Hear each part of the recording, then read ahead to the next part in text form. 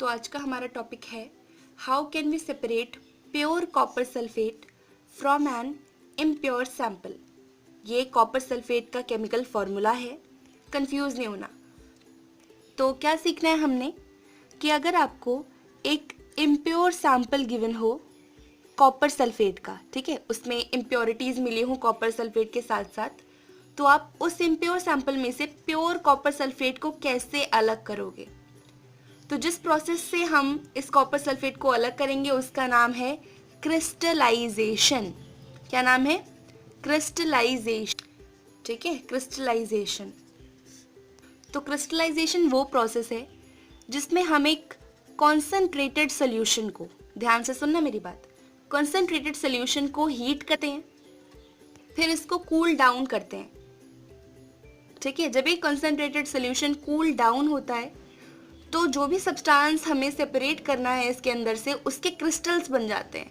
ठीक है, तो हम इन क्रिस्टल्स को आराम से अपने सोल्यूशन से सेपरेट कर सकते हैं। और ये जो क्रिस्टल्स होते हैं ये प्योर सब्सटेंस होते हैं। ओके, देखो और अच्छे से समझ आएगा जब मैं एग्जाम्पल के साथ समझाऊंगी। तो ये तो हमने मोटा मोटा देख लिया कि क्रिस्टलाइजेशन होता क्या है। अब हम देखेंगे कि कैसे क्या करना है हमें क्रिस्टलाइजेशन से अपने प्योर सैंपल को सेपरेट करने के लिए। तो हमारे पास एक इम्प्योर सैंपल है कॉपर सल्फेट का, CuSO4 का, मान लो 5 ग्राम है। ठीक है, और इस इम्प्योर सैंपल में क्या क्या डिजोल्व होगा? जाहिर सी बात है, इसके कंपोनेंट्स होंगे कॉपर सल्फेट जो कि प्योर होगा, और दूसरा इसका कंपोनेंट होगा इम्प्योरिटीज, है कि नहीं। तो इस इम्प्योर सैंपल में प्योर कॉपर सल्फेट भी है और साथ में इम्प्योरिटीज भी हैं। हमने क्या करना है, इस कॉपर सल्फेट को कम से कम पानी में डिजोल्व कर देना है।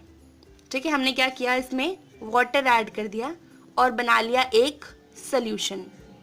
ठीक है, ये हमारे पास आ गया CuSO4 का सॉल्यूशन।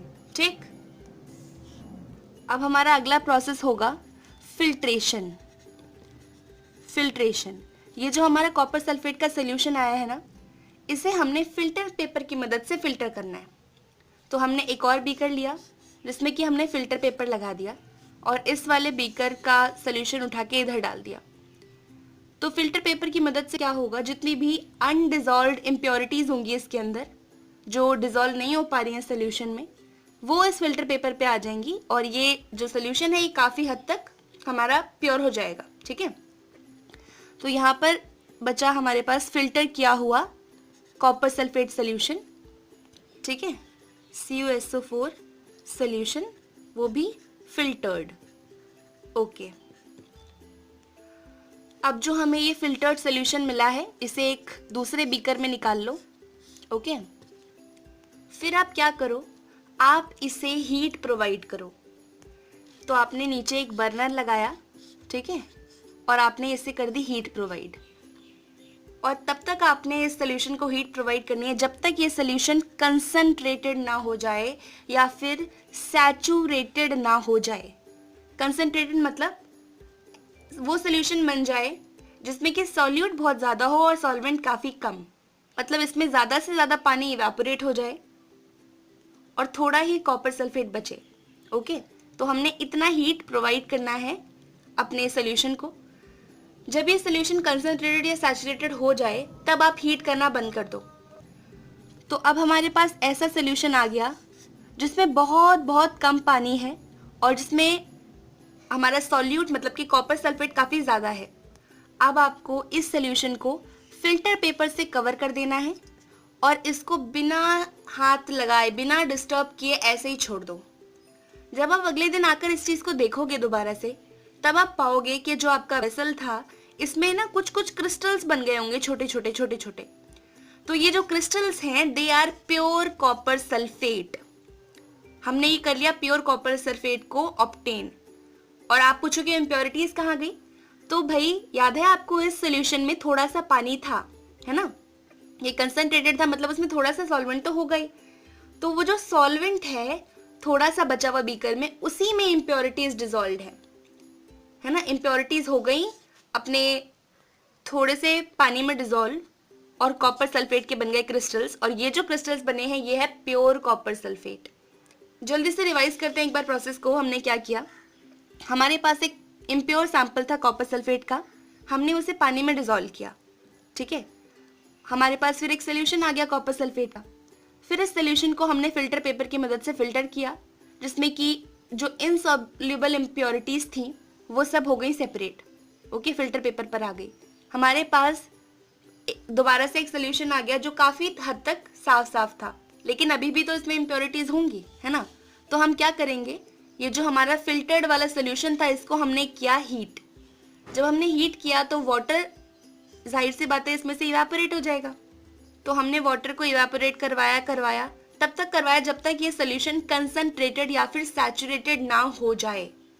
जब एक बार वो सोल्यूशन कंसंट्रेटेड या सैचुरेटेड हो गया तब इसको कूल डाउन कर दो, फिल्टर पेपर ढक के कूल डाउन होने के लिए छोड़ दो। जब वो पूरा अच्छी तरह से कूल डाउन हो जाएगा, नेक्स्ट डे या फिर 2-3 दिन बाद आप आकर देखोगे तो आप पाओगे कि आपको उस बर्तन में कुछ क्रिस्टल्स नजर आएंगे। ये जो क्रिस्टल्स हैं ये है कॉपर सल्फेट, और इम्प्योरिटीज जो बची हुई थी वो हो गई उस थोड़े से पानी में डिसॉल्व। तो इस तरह से हमने एक इम्प्योर सैंपल में से कॉपर सल्फेट को अलग कर लिया, ठीक है। और ये जो भी पूरा प्रोसेस था इसका नाम था क्रिस्टलाइजेशन। ओके, क्रिस्टलाइजेशन मतलब जब आप किसी हॉट कंसंट्रेटेड सोल्यूशन को कूल डाउन करो और उसमें क्रिस्टल्स बन जाए, है ना। This process is known as crystallisation. तो क्रिस्टलाइजेशन प्रोसेस का हम काफ़ी जगह पे यूज़ करते हैं अपने सी वाटर में से सॉल्ट को सेपरेट करने के लिए, ठीक है। देखो, अब जो ये सॉल्ट सी वाटर में डिजॉल्व है, ठीक है, तो ये जो सी वाटर है ये एक तरह से इम्प्योर सोल्यूशन है, ठीक है। इस इम्प्योर सोल्यूशन में क्या क्या डिजॉल्व है, सॉल्ट, साथ में वाटर और साथ में इम्प्योरिटीज, ठीक है।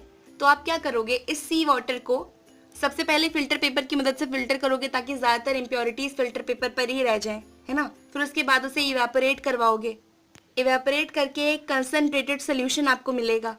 उस कंसनट्रेटेड सोल्यूशन को आप फिल्टर पेपर से ढक के छोड़ दोगे, तब सॉल्ट के क्रिस्टल्स बन जाएंगे और वो जो इम्प्योरिटी रही बची होगी थोड़ी बहुत, वो वाटर में हो जाएगी डिजॉल्व। तो इस तरह से आप सी वाटर से प्योर सॉल्ट को सेपरेट कर सकते हो। क्रिस्टलाइजेशन का दूसरा एप्लीकेशन है जो एलम होता है ना, जिसको हिंदी में फिटकरी बोला जाता है। तो एलम के एक इम्प्योर सैंपल में से इसके भी प्योर क्रिस्टल्स को ऑब्टेन किया जा सकता है क्रिस्टलाइजेशन मेथड से।